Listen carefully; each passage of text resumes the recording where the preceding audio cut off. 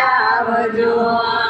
માખણનો મોવે છોડી દો શામળા માખણનો મોહ હવે છોડી દો શામળા ઈડલીને ઢોસા તૈયાર જમવાને આવજો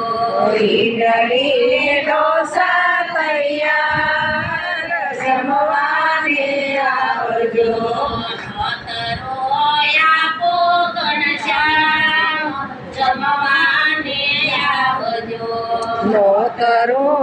આપો ઘનશ્યામ જમવાને આવજો